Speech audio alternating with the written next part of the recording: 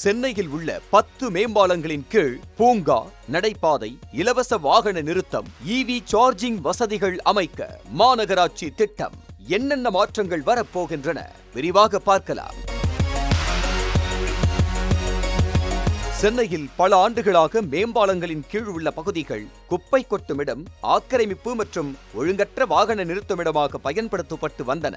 இந்த நிலையை மாற்றும் வகையில் சென்னை மாநகராட்சியின் சிறப்பு திட்ட பிரிவு நகரின் 10 முக்கிய மேம்பாலங்களின் கீழ் உள்ள இடங்களை பொதுமக்கள் பயன்பாட்டுக்கான நவீன வசதிகளுடன் மேம்படுத்த முடிவு செய்திருக்கிறது. டி நகரில் உள்ள கலைவாணர் மேம்பாலம் மற்றும் வடக்கு உஸ்மான் சாலை மேம்பாலத்தின் கீழ் தலா 10 கார்கள் மற்றும் 40 இருசக்கர வாகனங்கள் நிறுத்தும் இலவச வசதி ஏற்படுத்தப்படுகிறது.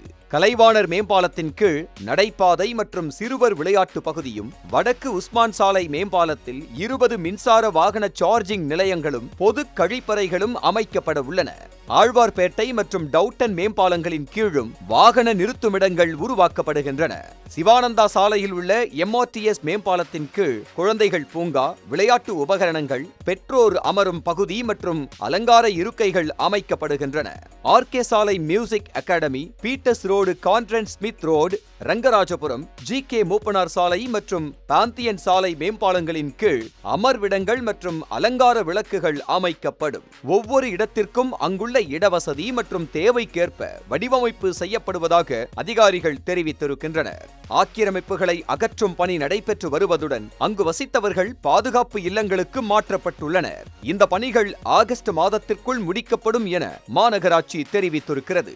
ஒரு ஆண்டுக்கு ஒப்பந்ததாரர் பராமரிப்பை மேற்கொள்வார். அதன் பிறகு சம்பந்தப்பட்ட மண்டல அலுவலகங்கள் பராமரிப்பு பொறுப்பை ஏற்கும். ஆனால் பூங்கா, நடைபாதையுடன் மட்டுமல்லாமல் இளைஞர்களுக்கான விளையாட்டு மையங்கள், குறைந்த கட்டண டர்ஃப் மைதானங்கள் போன்ற வசதிகளையும் உருவாக்க வேண்டும் என்று பொதுமக்கள் கோரிக்கை விடுத்துள்ளனர்.